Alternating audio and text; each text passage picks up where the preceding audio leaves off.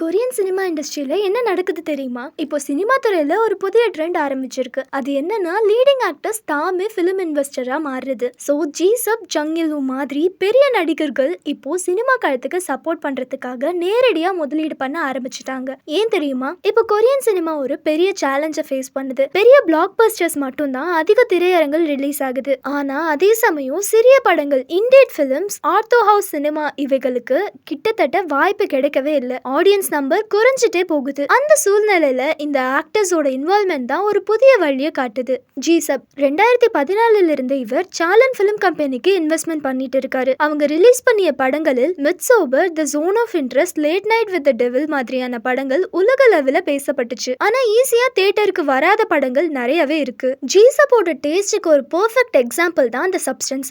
இந்த படத்துல நடித்த Demi Moore golden globe award வாங்கியிருக்காங்க. ஜீசப் இதை பியூர்லி பேஷனோட பண்றாரு. Written almost always lead to loss தான். ஆனா நான் விரும்புற நல்ல படங்களை ஆடியன்ஸ்க்கு கொண்டு போறது தான் எனக்கு மகிழ்ச்சின்னு இவர் ஒரு டிவிஎன் ஷோல சொல்லியிருக்காரு. அதாவது மணி மட்டும் இல்ல, ஆர்ட்டை சப்போர்ட் பண்ற மனசும் முக்கியம். இதே பாதையில தான் ஜங் கூட நடக்க ஆரம்பிச்சிருக்காரு. அவரோட டெபியூட் இன்வெஸ்ட்மெண்ட் தான் டுகெதர்னு ஒரு ஹாரர் பிலிம். ஆனா அது நார்மல் ஹாரர் இல்ல, ரொமான்ஸ், பாடி ஹாரர் ரெண்டையும் சேர்த்து ரிலேஷன்ஷிப்பை ஒரு வேற ஆங்கிள் எக்ஸ்ப்ளோர் பண்ணிருக்கு. அதான் ஜங்க அதிகமா ஈர்த்திருக்கு சினிமா துறையில. இவர் ஓப்பனாவே சொல்லியிருக்கார், இது துவக்கம் தான், இதுக்கப்புறம் நான் புதிய பெர்ஸ்பெக்டிவ் கொண்ட படங்களை ஆடியன்ஸ்க்கு கொண்டு வர போறேன்னு. இப்போ பிலிம் இண்டஸ்ட்ரி இன்சைடர்ஸ் என்ன சொல்றாங்கன்னா, இது ஒரு பிசினஸ் மூவ் மட்டும் இல்ல, டைவர்சிட்டியை காப்பாற்றுற ஒரு முயற்சியும் கூட. தியேட்டர்ஸ் என்பது பிளாக் பஸ்டர்ஸ்க்காக மட்டும் இல்ல, கண்டுபிடிப்பு, ஸ்டோரி டெல்லிங், புதிய கலை அனுபவங்களுக்கான இடம். அந்த நிலையை மீண்டும் கொண்டு வரதுக்கு இந்த ஆக்டர்ஸ் இன்வால்வ்மெண்ட் ரொம்பவே முக்கியம். ஜீசப் ஜங் மாதிரி ஸ்டார்ஸ் ஆன் ஸ்கிரீன்ல சார்ம் பண்றது மட்டும் இல்ல,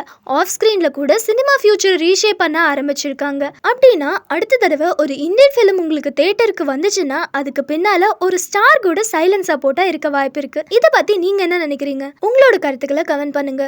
நீங்க பார்த்துட்டு இருக்கிறது பிரியோ டிவி. லைக் பண்ணுங்க, ஷேர் பண்ணுங்க, மறக்காம சப்ஸ்கிரைப் பண்ணிக்கோங்க.